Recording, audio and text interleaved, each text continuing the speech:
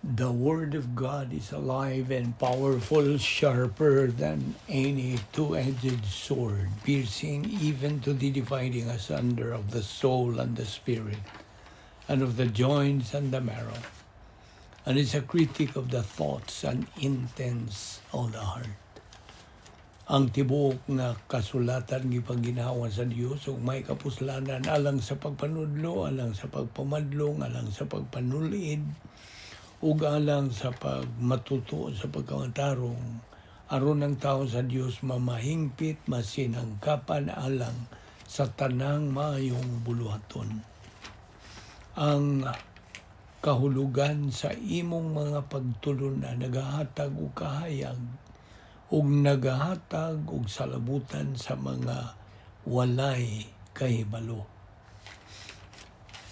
Good day everyone sa atong adlaw-adlaw nga pagtuon sa balang pulong sa Dios ubos sa Balbido Evangelistic Ministry. Karong adlaw dunay na sa tay bag-o nga paghisgutan, pagatunan ug kini giuluhan og the Hypostatic Union of the Lord Jesus Christ. Okay? Atong isgutan kini unsay pasabot ni ining Hypostatic Union. Okay? So di ta maglangan for you believer. Use the principle of 1 John 1:9, the rebound technique aron ikaw mapun-an na usab sa balang Espiritu Santo ug may balik ikaw sa imong pagkigamitay ngadto sa Dios. Ug andam na sabi ikaw, you're ready to take in the Word of God. Ug alang kanimo dili magtutuo ang imong buhaton mong paggamit niya ng imong kabubuton nga hinatag sa Dios, ang positibong bahin niini ang pagtuo pagdawat kang Kristo ingon nga imong bugtong manluluwas. Okay? Now, di ta maglangan. Unas tanan. Hypostasis, mao kini ang original nga pulong. Hypostasis ang gihubad kini sa in English, the essential and basic nature of identity. Naunas tanan, kining hypostatic union, may nungdanon pag-ayo kini alang ka nato mga magtutuo nga masayra nato ang buti pasabot niini. Ilabi na ang duha ka mga kinaiya sa atong Ginoo Kristo. Samtang dinhi pa siya sa una niyang pag-anhi, first advent, iya katong gigamit o sa atong pagpadayon niini. Sa ako nang ginaingon kanimo ang original nga pulong hypostasis mao kadto nga akong gihubad, the essential and basic nature of identity. Ang kining essential and basic nature iya lamang kini ni Ginoo Kristo. Ang hypostatic in English ni mao ni ang affirmation sa duha ka mga kinaiya ni Ginoo Kristo. And the Word was made flesh, mao kadto ang iyang human nature, and dwelt among us, full of grace and truth. Matud pa sa Juan 1:14. Og diya sa 2 Pedro 3:18 nga famous kayo kini nga bersikulo, grow in grace and in the knowledge of our Lord and Savior Jesus Christ. Now ang pulong become flesh, the Word became flesh, mao kini ang hypostatic union, hypostatic nature ni Ginoo Kristo. Ang duha niya ka natures o kinaiya, duha ra ang iyang kinaiya o kini belong only to the Lord Jesus Christ. Now, ang pulong nga theanthropic, kombinasyon ni sa duha ka Grigong pulong nga theos nga nakahulugan og Dios og anthropos nakahulugan og tao. So mo kini ang duha niya ka kinaiya. Kinaiya sa tao o kinaiya sa Dios, human and divine. O there is no change in the human nature ni Ginoong Jesucristo. Just as there is no change, why kausaban sa iyang kinaiyang Diyos nun. So ang duha niya ka mga kinaiya, nahimo kining distinct, nagkalahi. Ang sabot pasabot, nga kini, they are not identical. They are different. They are separate. Kay si Ginoong Jesucristo ra, mao ang talagsaon nga persona. Dili kasagaran.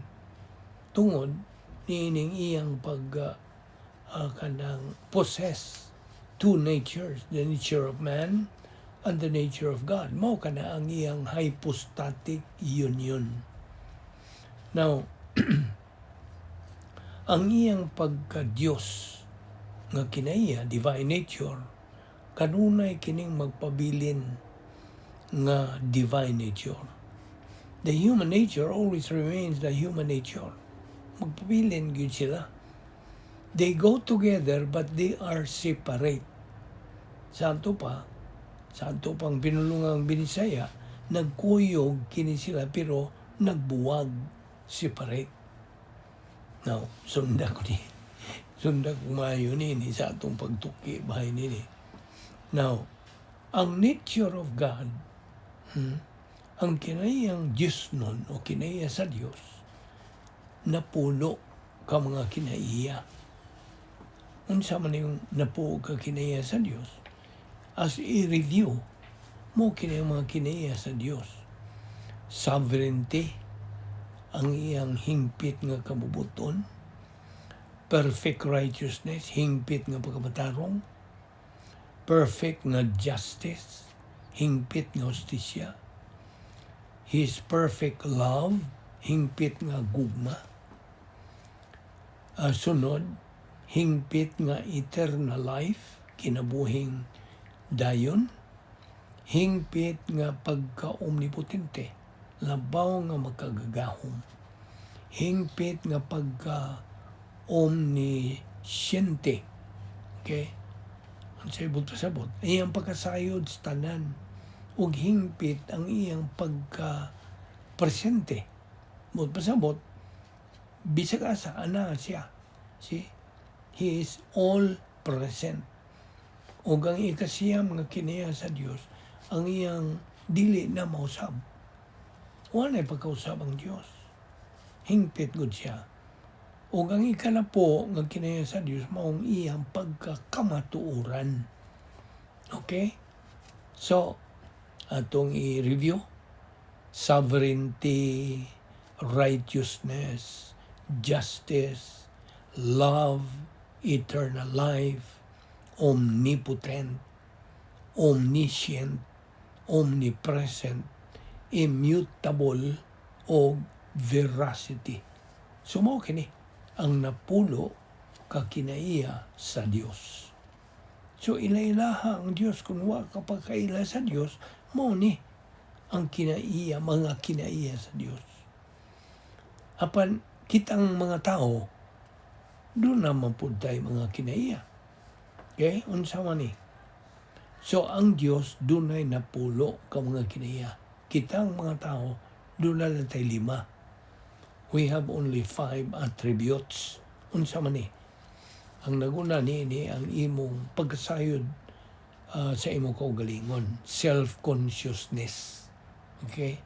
Nasayod ka nga kanang linggo nimong lawas, kanang gwapo ka o gwapa ka, self-consciousness. Muna una. Ikaduha, imong mentality, ang imong panghuna-una. Ikatulo, ang imong kabubuton. Ang kabubuton mo ni kadang muhimo og desisyon. Okay? Sunod, ang imong tanlag. Binisaya magining tanlag sa konsyensya. Conscience, tanlag sa Binisaya. O ang ikalima, ang imong emosyon, ang imong pagbati. So, as a review again, self-consciousness, mentality, volition or free will, conscience, emotion. Mao ka na ang lima nato ka mga kinaingon nga mga tao. Now, nobody is like our Lord Jesus Christ. Kaya nga naman, tungod kay siya, dili kasagaran nga persona. Diya sa Efesos 5:1, nagkanayon kini sa in English, be ye imitators of our Lord Jesus Christ, which means, be imitators of our Lord's life in His humanity. Sa iyong pagkatao, not His being God, because di man na mahimo. Mainawaton ka ba diya sa Diyos. See? So I repeat, be imitators of our Lord's life in His humanity, not His being God, because that's impossible.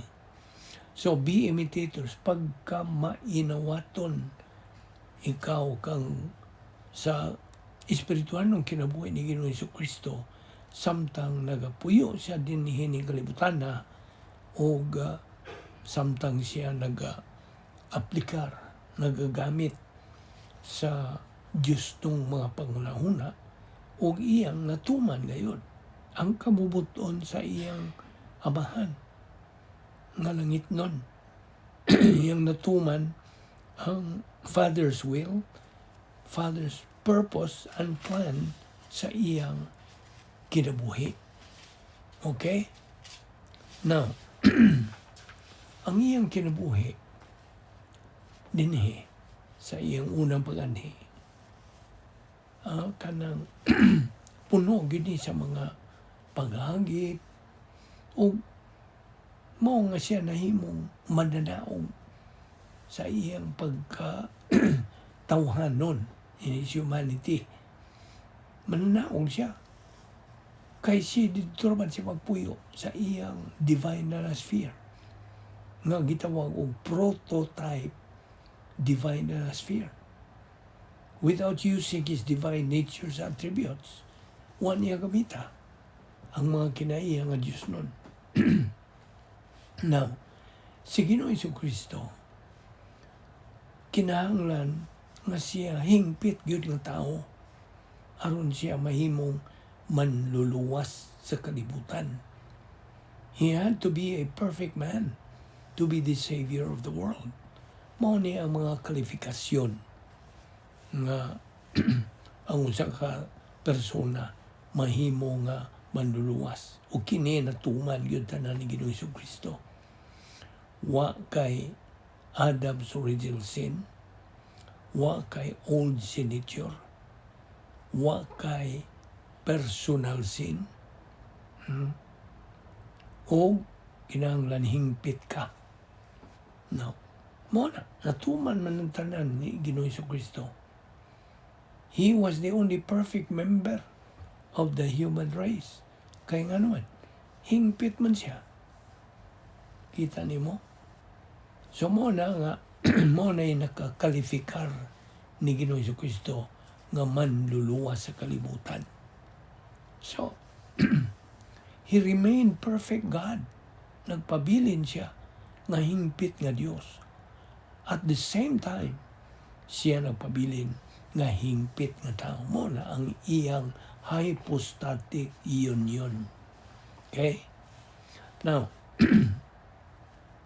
si Ginoong Jesucristo, dili kay duha ka persona siya. Usara siya ka persona nga nanag-iya og duha ka mga kinaiya. Okay? So, the Lord Jesus Christ is not two persons, but one person with two natures. Kaya si Ginoong Jesucristo, Dios o tao. Muna nakapahimo niyang dili kasagaran that made him unique. Si Ginoong Jesucristo is God-man in one person. Usa na siya ka persona. Kaya naman ko'y mini nga pagtuo nga gitawag niya og Nestorian belief. Bukong sa ilang gituuhan nga sanglit si Ginoong Jesucristo na tao man kuno pinaagi sa birhen nga pagkahimugso, pinaagi ang Maria. So, si Ginoong Jesucristo, Diyos, then Mary is the Mother of God. Natanawa. Sa pagkatuis. During the second coming, ikaduha na niyang pag-ani, si Ginoong Jesucristo, atong makita ingon nga tao sa diha nga siya muhukom sa tanang mga tao. Yes. So, pagka mainawaton kang Ginoong Jesucristo, now, samtang siya nagaantos sa iyang pagpaingon na sa cross, wa niya gamita ang iyang pagka-Diyos. He did not use his being God. Mo ni gitawag sa kanang theology nga doctrine of kenosis. Kenosis, K-E-N-O-S-I-S, kenosis. Ang bot pasabot, our Lord Jesus Christ emptied himself, gihawas ang iyang kaugalingon sa iyang pagka-Diyos. Kay wan niya gamita ang iyang pagka-Diyos. Samtang siya naga-antos sa iyang pasyon on his way to the cross. However, iyang gigamit ang mga Diyos nung mga panguna-una, the divine viewpoint thinking, all the time. Samtang din siya nining kalibutan na. Iyang gigamit ang iyang 5 ka mga kinaiya nga tawhanon. Unsa man tong 5 atong isutan: self-consciousness, mentality, conscience, volition, emotion. Gigamit ni tanan kining 5 ka mga kinaiya sa Dios. Sa tao, dili Dios, sa tao. Now, ang atong Ginoong Jesucristo never allowed the integrity of his human nature to be compromised, nga makompromiso, pinaagi sa tabang sa kinaiyang Diyos nun. Wa siya mo kompromiso. Inumdumi ang pulong Eusebia. Ang Eusebia, Grigong pulo, nagkaulugan kini og godliness, pagkabalaan. Kini nagisgot ni sa espirituanong panginabuhi. Ingon nga magtotoo, kung ikaw magapuyo diyan sa sulod sa divine dinosphere, Diyos nung gahom, okay, dapit na may Diyos nung gahom, o ikaw nagakinabuhi nining Eusebia, godliness, you will not and never dare to twist this doctrine sa hypostatic union ni Ginoong Jesucristo. Dili. Inumdumi nga ang atong Ginoong Jesucristo wa mo gamit sa iyang pagka-Diyos to resist temptations in life, kundi ang iyang tawhanon nga kinaiya. Wa siya mo gamit sa iyang pagka-Diyos. He tested and proved our spiritual life through his life. Iyang yung giprubahan. See? Gipamatud-an yun niya nga it will work. Sa spiritual life niya through sa iyang kinabuhi. Mo na nga itong hisgutan bitaw ni sa atong ministry, the Great Power Experiment. Kini, tinuod ni, Great Power Experiment sa Hypostatic Union ni Ginoong Jesucristo. Kita kung mga sakop sa simbahan, we, church-age believers, also have this great power experiment. Gibilin gud ni Ginoong Jesucristo samtang nagbitay siya sa cross. Miingon siyang tetelestai, it is finished, nauman iyang misyon. Dungan iyang gibilin kining maong kanang great power experiment. Kaya iya maning gi-eksperimento yun. Now, tingali mangutana ka, what about the miracles he performed? Iya bang gigamit ang iyang divine nature? Well, all miracles were performed pinagi sa gahom sa Diyos. Okay? Gahom sa Diyos, God's power. Now, sa bahay ni Ginoong Kristo, dinahay duha ka mga tinubdan ni ining maong gahom sa paghimo niya o mga milagro. Pinagi sa iyang pagka-Diyos. Una, o ikaduha, pinagi sa gahom sa Espiritu Santo. So mo ni, ang duha ka mga sources of the power of miracles. Sa diha nga si Ginoong Kristo, may kanang when he performed various miracles, nagkananay mga milagro, ang tuyo ra gyud niya dito ngayong pagbuhat nito mga milagro, mao ang pagpakita, pagpadayag, pagprubar nga siya ang Mesiyas. Mao kadto ang iyang identification. You see? And in fact, it was his credential. Okay? Iyang credential kadto. So, miracles today do not come from God. Ibaw kang ano? Tungod kay ang Biblia, kumpleto naman, hingpit naman with the Old Testament and New Testament. So, akong malikon, nga si Ginoong Kristo, usara ka persona nga may duha ka mga kinaiya. Okay? Samtagi na. To deny that the Lord Jesus Christ is one person is to deny the incarnation. John 1:14, and the Word was unsa? Made flesh. Diha sa Tito, Kapitulo 2, versikulo 13, looking to the blessed hope. Si Ginoong Jesucristo, Diyos o tao. Ang Diyos, the Almighty God, God over all and the great God. Kini, they are ascribed to our Lord Jesus Christ. You see? Dias Colosas 1:16 hangtod 17. Dias versikulo 16, for by him all things were created that are in heaven and that are on earth. Versikulo 17. And he is before all things, and in him all things consist. You see? Muna, si Ginoong Jesucristo, eternal God. Dayo na nga Diyos. Diya sa Hebrewan 13:8, the Lord Jesus Christ the same yesterday, today, and forever. Si Ginoong Jesucristo, kaniadto, karon, o hangtod sa wala na'y katapusan. John 10:30, I and the Father are one. Usara sila. Hebrews 2:14, si Ginoong Jesucristo is said to have flesh and blood. Nanagiya siya, unod ug dugo. Dies 1 Juan 4:2-3, ang atong Ginoong Jesucristo na tao siya, nganhi sa kaliwatan sa tao. Our Lord Jesus Christ was born to the human race. Hebrews 10:5-10, he was fully aware of his deity from birth.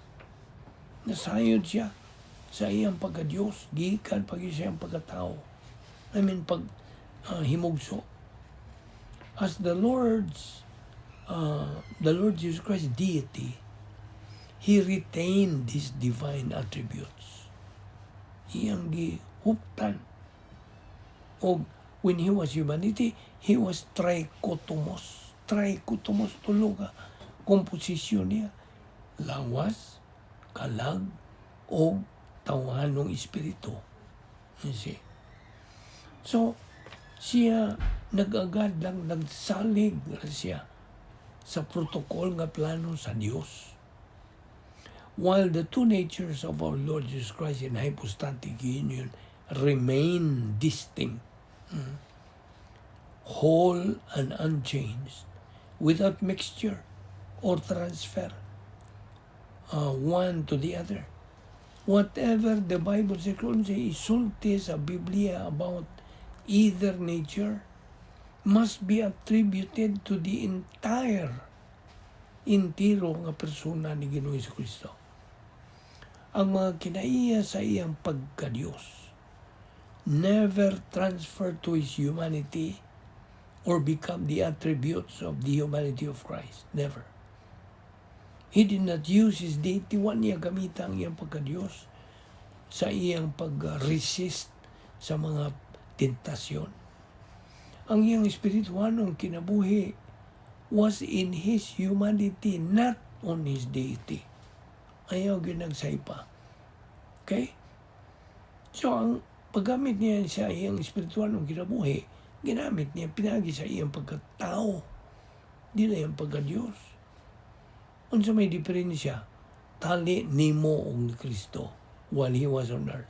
Unsa may diferensya, unsa may kalahian.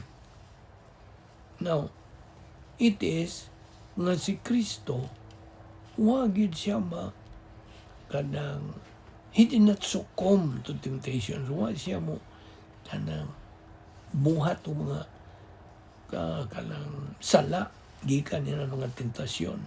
Tungod kay wa man siya old nature. And besides, he was always filled by the Holy Spirit. Napunaan siya sa Espiritu Santo kalunay. You see? Hebrewanon 13, versikulo 8. He was immutable. He was the same yesterday, today, and forever. Now, Hebrews 2:14. All people have flesh and blood. Si Ginoong Jesucristo shared in their humanity so that by His death, He might render powerless him. Or He was rendered powerless. Now, Luke chapter 2, verse 52, the Lord Jesus Christ was a normal, ordinary person. Normal. Si Ginoong Jesucristo may kadang antos. May antos siya sa kauhaw, kagutom, kasakit, ug uban pa. Like any ordinary human being. Si Ginoong Jesucristo mihilak gani nganuman. Tungod kay ang iyang suod nga higala nga si Lazaro namatay man. So he cried because of unbelief of most people in those days. Mamang ito iyang gihilakan. Dili kay mingaw siya di Lazaro kay namatay, no.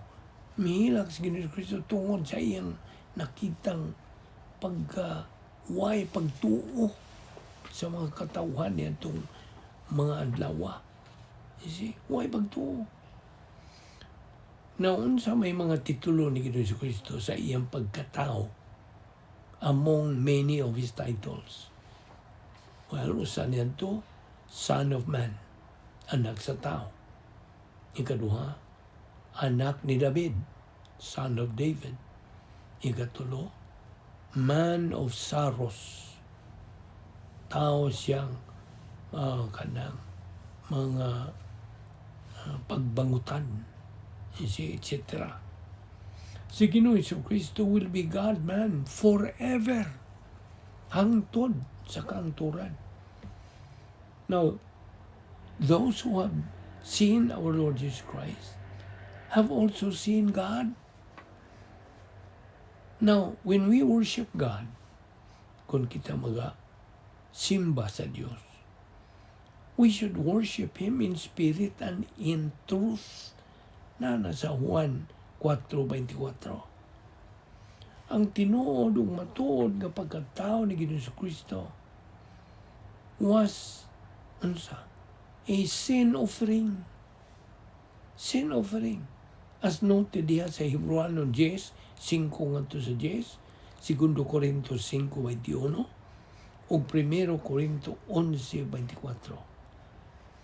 He is also mentioned as a priest offering sacrifice sa diha nga si Ginoong Kristo midawat yadtong pag-isip sa tanan natong mga personal nga mga sala. O this was his impersonal love alang sa tanang mga katawhan. Ato ni padayon ugma. So ayaw sipyat sa pag-ubad ka nato niining atong pagdupot sa pagtuon niining pagtulunan nga the hypostatic union of our Lord Jesus Christ. So magkita ta ugma padayon sa pagtuon niini.